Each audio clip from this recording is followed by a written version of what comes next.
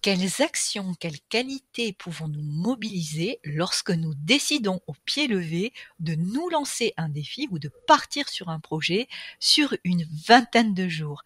Exactement comme je l'ai fait pour ce défi d'un épisode quotidien de mon podcast sur 25 jours.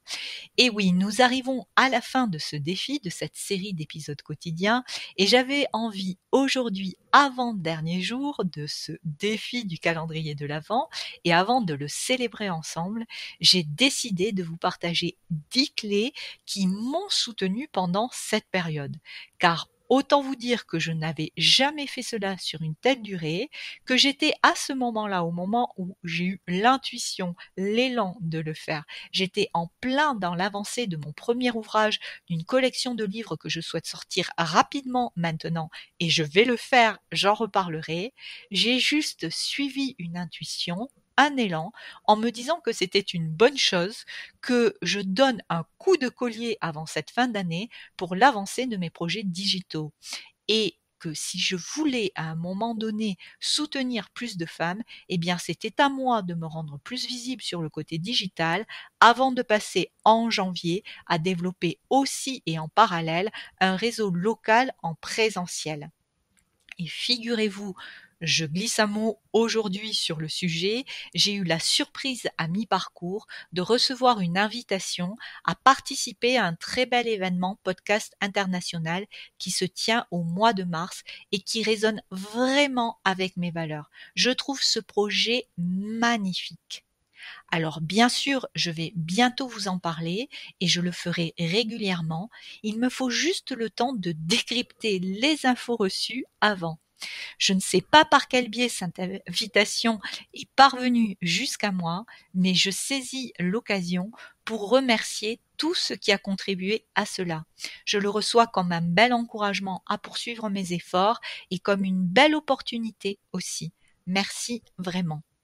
Bonjour, ici Pascal, vous l'aurez compris, je suis heureuse et aussi émue de vous retrouver pour ce 24e épisode de la série spéciale Calendrier de l'Avent avec un épisode quotidien du 1er au 25 décembre de mon podcast Sérénité au féminin, explorer, ressentez, rayonner. Si vous me découvrez, si vous m'écoutez pour la toute première fois, qui suis-je? Eh bien, depuis plus de 10 ans, j'accompagne, forme des individuels et des équipes sur la question de l'accompagnement des émotions, du développement des aptitudes et conduites relationnelles, mais aussi sur la prise de parole en public et l'authenticité dans l'expression. Depuis 2 ans, ce sont plus spécifiquement les femmes que j'accompagne sur ces mêmes thématiques en les invitant à oser être elles-mêmes, davantage ancrées dans le présent. Comment? Via notamment mon parcours de transformation individuelle Cap Sérénité et mes autres offres d'accompagnement et ou de formation en ligne et en présentiel. Sachez que j'anime aussi tout au long de l'année des stages de ressourcement et des stages Slow Life. Vous avez une petite vidéo de présentation dans l'onglet communauté de ma chaîne YouTube. J'aurai l'occasion bien sûr d'en reparler aussi à chaque fois et vous retrouverez cette vidéo aussi parmi mes autres vidéos. Et cette année, nous aurons le plaisir de découvrir ensemble le plateau de l'Aubrac dans le Nord Aveyron.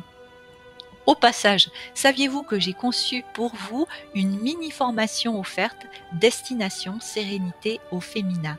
Elle comprend une masterclass exclusive d'1 heure qui offre 20 clés pour améliorer la communication au sein de vos couples. Un pack de 8 relaxations guidées pour harmoniser le corps et l'esprit, pour apprendre à vous détendre, à vous relaxer. Un cahier de 30 exercices pour mieux comprendre les émotions et commencer à tisser une relation plus apaisée avec celle-ci.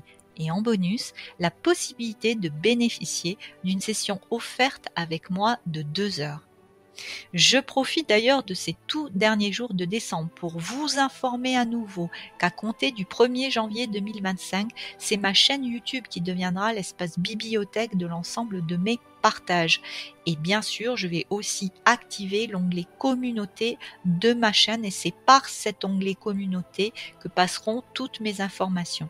Donc si vous souhaitez que nous restions en contact, eh bien en sus de toutes les autres plateformes podcast où Sérénité au féminin est diffusée, pensez aussi à me rejoindre sur ma chaîne YouTube si ce n'est déjà fait et à activer la petite cloche pour ne manquer aucune publication. Et puis vous pouvez bien sûr aussi vous abonner à toutes les plateformes de podcast, ou en tout cas à celles que vous suivez, vous abonner à mon podcast. C'est plutôt dans ce sens-là. Ok ? Alors, quelles sont les 10 clés, les 10 ressources, les 10 qualités, les 10 actions que j'ai posées pour me soutenir dans ce défi, qui était une très jolie sortie de ma zone de confort, de ma zone du connu. La première clé, elle peut sembler évidente, mais elle est vraiment importante, c'est d'en parler et de prévenir l'entourage. Parce que si à un moment donné, c'est évident pour vous, vous rentrez dans votre bulle, eh bien n'oubliez pas qu'autour de vous, vous avez sans doute peut-être un compagnon, une compagne, une famille, des amis qui vous entourent. Eh bien, c'est important de prévenir votre entourage proche, comme celui qui est un petit peu plus lointain, que de telle date à telle date, vous n'êtes pas disponible. Et de faire en sorte de rentrer dans votre bulle. Et c'est plus facile en prévenant l'entourage, et même parfois en prévenant l'entourage, vous allez être obligé de rappeler que de telle date à telle date, vous avez telle priorité et que vous souhaitez que l'on vous laisse tranquille pendant cette période-là. D'accord ? Donc, n'hésitez pas à en parler, à prévenir l'entourage, et du coup, l'entourage étant prévenu en fait de ce que vous allez engager comme action, du défi que vous lancez, si c'est un entourage qui est bienveillant, eh bien il va plutôt vous soutenir, vous encourager, vous aider, vous faciliter peut-être la logistique ou d'autres aspects. Donc c'est drôlement important de parler en fait de votre défi, de prévenir l'entourage. D'accord ? Ça c'est la première clé.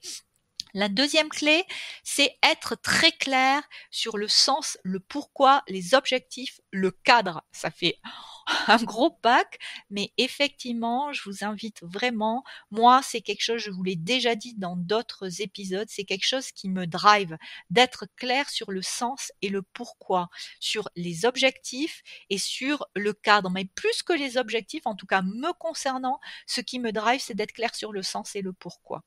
Voilà. Et c'est vrai que c'est pour moi un moteur qui est encore plus grand que l'objectif en lui-même. Il y a aussi le cadre qui est important, et le fait de me l'avoir rappelé tout au long en fait de ce défi, eh bien c'est quelque chose qui m'a beaucoup soutenue. Et comment je me le rappelle ? Eh bien je me le rappelle en me levant chaque matin. Je sais pourquoi j'ai envie de faire ça, je sais quel sens ça a pour moi, et du coup ça m'encourage à poser les actions que j'ai eu à poser chaque jour, puisque je fais tout de A à Z. Je n'ai pas une équipe qui m'accompagne à écrire les scripts, à faire les vignettes, à faire le montage, à me dépatouiller avec des fois les aspects techniques, etc. Donc c'était important pour moi vraiment d'être très clair sur le sens et le pourquoi. Et ça m'amène à la troisième clé, c'est d'avoir essayé tant bien que mal, c'est pas toujours mon fort, mais de m'organiser, c'est-à-dire d'avoir un petit peu une routine en fait de mise en œuvre, en sachant que il y a toujours des bugs, qu'il y a toujours des ratés, et que dans tous les projets, parfois, je veux dire, eh bien, ça prend du retard, et que les retards, les bugs, les ratés font partie aussi des logiques d'apprentissage. Mais c'est le fait de ne pas lâcher. Ok, ben les jours où il y a un bug technique, où il y a un problème de réseau ou autre, comme j'ai eu rencontré, où ça rame, où je suis obligée de reprendre 3 fois un truc, etc. Eh bien, tant pis, je vais jusqu'au bout et je lâche pas. Tant pis si je me couche à minuit ou à 1 heure du matin, mais je ne lâche pas tant que ce n'est pas fait. Donc, il y a à la fois clé numéro 1, en parler, prévenir l'entourage. Clé numéro 2, être très clair sur le sens et le pourquoi, les objectifs, le cadre, et se le rappeler tout au long du défi. S'organiser au mieux, avoir déterminé pour cette période les urgences et les priorités, en acceptant aussi de reporter ce qui était en cours, parce que juste avant que cette idée ne me traverse l'esprit, mon focus était sur la sortie et la finalisation de mon premier ouvrage, d'une collection que je souhaite mettre en place. place.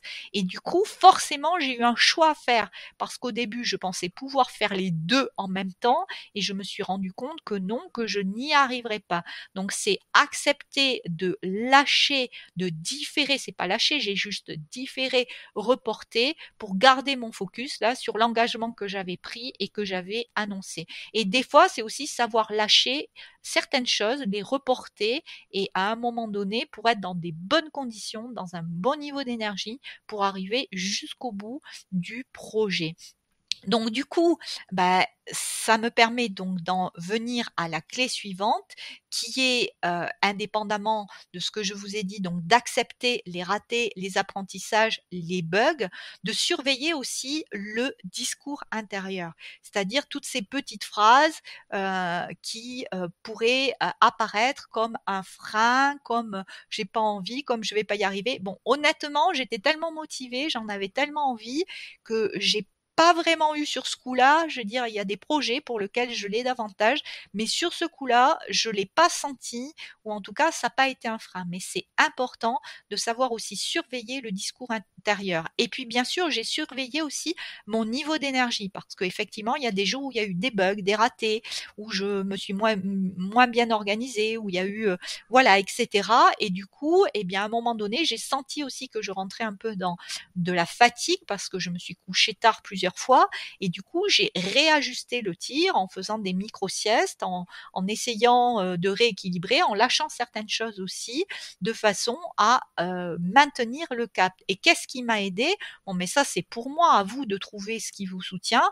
Mais par contre, j'ai pas lâché ma logique de faire du sport. Je suis quelqu'un, enfin, de bouger le corps. Faire du sport, pour moi, j'ai une pratique quotidienne où je marche, où je fais du pilates, où je fais de la gym. Là, j'ai mis aussi de côté mes séances natation parce que bah, aller à Rodez pour nager, j'ai 1 heure de route à l'aller, 1 heure de route au retour, 1 heure et demie de temps dans le bassin, le temps de douche. Enfin, ça me prend une demi-journée, quoi, une bonne demi-journée. Et du coup, bah, là, à un moment donné, j'ai accepté de lâcher mes séances de natation pendant 2 semaines, mais je vais me rattraper à compter de la semaine prochaine. Donc, si vous voyez, c'est aussi accepté, mais j'ai compensé par faire un peu plus de pilates, par faire un petit peu plus de muscu, de gym et aller marcher d'une façon vraiment régulière. Donc vous voyez, c'est vraiment cet accordage pour moi, c'est important, se bouger le corps. Il y a un moment où je me suis mis les écouteurs et je me suis fait plaisir à danser aussi parce que j'en avais envie et que j'adore l'expression, j'adore le mouvement libre, j'adore la danse aussi. Donc trouvez ce qui vous soutient, ce qui soutient votre niveau d'énergie, en plus bien sûr de surveiller le discours intérieur. Et puis c'est le repos et c'est aussi l'alimentation. J'aurai l'occasion d'y revenir sur les offs de Pascal, sur mes routines, qu'est-ce qui me permet d'être une femme de plus de 50 ans qui est dynamique, qui est sportive, qui a retrouvé sa silhouette des 40 ou des 45 ans après une ménopause qui n'a pas été facile, etc. C'est des choses que j'évoquerai dans les offs de Pascal, mais effectivement, j'ai des choses qui me vont bien en alimentation, j'ai des choses qui me vont bien en routine de vie et je vous partagerai tout ça dans ma série Les Offs de Pascal qui reprendra en janvier. Je vais vous expliquer tout ça par la suite. Autre point, autre clé importante, eh bien, je me suis soutenue, je me suis encouragée, je me suis donné des mots d'encouragement. Des fois, le soir, c'était ouais, avec 2 petites tapes sur les bras, c'est bien Pascal, tu l'as fait, tu vas y arriver et je vais arriver effectivement au bout de ce défi. Et mine de rien, j'ai su aussi rééquilibrer et gérer mon temps et mon énergie dans la logique aussi de l'espace où je suis, du lieu où je vis, etc. Donc c'est possible, ça demande de l'effort, mais c'est important de se soutenir, de s'encourager, de se donner des mots d'encouragement et de célébrer les progrès. Et le soir, j'étais contente, voilà, et c'est savoir se dire, ben ça y est, c'est fait. Il y a des fois où j'ai publié, diffusé mes épisodes à des heures plurielles, ok, mais il a toujours été diffusé, il y en a eu un chaque jour et il y en aura un chaque jour. Donc du coup, voilà, c'est savoir se soutenir, s'encourager, voir la logique de progrès, etc. Autre clé, moi, qui m'aide beaucoup, c'est d'être plus attachée à ce que je suis en train d'apprendre et ou de devenir par cette expérience en me décrispant sur le résultat final. C'est un truc souvent, ça, moi, qui m'aide aussi beaucoup. Je vous l'ai dit, je vous le dis souvent, n'oubliez pas plutôt que d'être focus sur le seul but ou le seul objectif, l'importance en fait de ce que vous êtes en train de devenir par l'expérience. J'ai acquis de nouvelles compétences, je me suis rendu compte que j'étais capable de tenir et je sais aussi que c'est quelque chose qui correspond davantage à mon énergie. En Human Design, je suis manifestor. Un manifestor, ça n'a pas une énergie linéaire et c'est pas capable d'être tout le temps avec le même niveau d'énergie. Par contre, je suis plus efficace et je suis capable sur une courte période d'envoyer sur 21 jours, sur un mois, sur des stages, etc. Et donc ça aussi, apprendre à se connaître, c'est apprendre aussi à ajuster des fois notre projet de vie, notre projet professionnel à un rythme qui nous correspond. Et effectivement, c'est pas pour rien que dans ma vie, j'ai toujours eu aussi de la pluriactivité. J'ai toujours des fois travaillé sur des dynamiques saisonnières parce que quelque part, avant que je ne découvre par l'Human Design que j'étais manifestor, je veux dire, j'ai cette spécificité-là et je m'en étais rendu compte. Effectivement, je suis pas un bulldozer qui est capable, je sais plus comment ça s'appelle, ça s'appelle pas bulldozer, mais les autres catégories en Human Design, mais en tout cas, moi, ma spécificité, c'est d'avoir une énergie qui est capable de donner sur des projets sur un mois, 2 mois, 3 mois, je veux dire, sur des temps comme ça très courts. Et après, j'ai besoin de phases de repos, j'ai besoin de lâcher la pression, j'ai besoin de vide, j'ai besoin d'espace, j'ai besoin de temps. Et se connaître, c'est aussi une clé dans ce genre de dynamique. Quand vous vous connaissez bien, et même si j'ai encore plein de choses à découvrir sur moi, je suis quelqu'un quand même qui me connaît bien et qui a fait un certain travail sur elle-même, d'accord? Donc du coup, le fait de bien me connaître, de savoir mes lignes de force, mes limites, de continuer à les découvrir, eh bien dans ce genre de situation, ça m'aide. Et quand je suis claire et quand je suis dans le flow, quand ça me plaît, que je sais pourquoi je le fais, là j'ai une force et une puissance qui sont là quand je suis à côté de ma vie ou à côté de mes projets ou à côté de ce qui m'anime profondément ou à côté de ce pourquoi je suis faite, je rame. Et petit à petit, je m'étiole, je me ternis. Ça aussi, c'est des choses dont je vous parlerai dans les offs de Pascal. OK? Autre point, autre clé, c'est être confiante et se dire je suis capable. Alors ça va avec le fait de se souvenir, mais c'est vrai que d'être dans la confiance, de ne pas douter, de se dire j'agis plutôt que de douter et j'avance plutôt que de me demander si je vais y arriver. Donc c'est remplacer à chaque fois par une action, par avancer, par écrire le script, par enregistrer, par etc., etc., etc. Et au bout du compte, comme ça, on se rend compte qu'on arrive au bout. Et puis, si ça avait été le cas, c'est aussi ne pas hésiter à aller chercher de l'aide. Donc j'ai été chercher des audios un peu, de la musique par moment, des audios qui aident à garder le focus, de la musique qui aide à garder le focus. Ça peut être des aides plurielles. Chacun va chercher ce dont il a besoin. J'ai été demander une ou deux fois au support technique un coup de pouce ou des éléments par rapport à tel ou tel point, etc. Mais voilà, c'est aller regarder un tuto, c'est aller chercher une musique qui vous soutient, c'est aller demander de l'aide à quelqu'un, mais c'est ne pas hésiter à aller chercher de l'aide et ou déléguer quand c'est utile ou quand c'est nécessaire.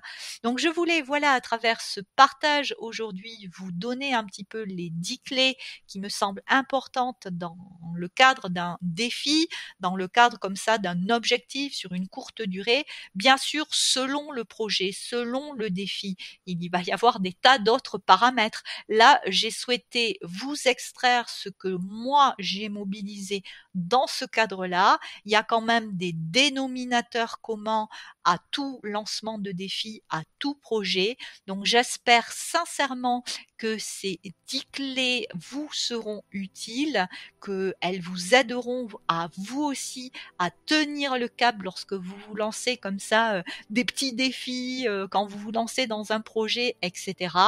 Et puis moi, j'ai été vraiment ravie de passer ce nouveau temps avec vous aujourd'hui.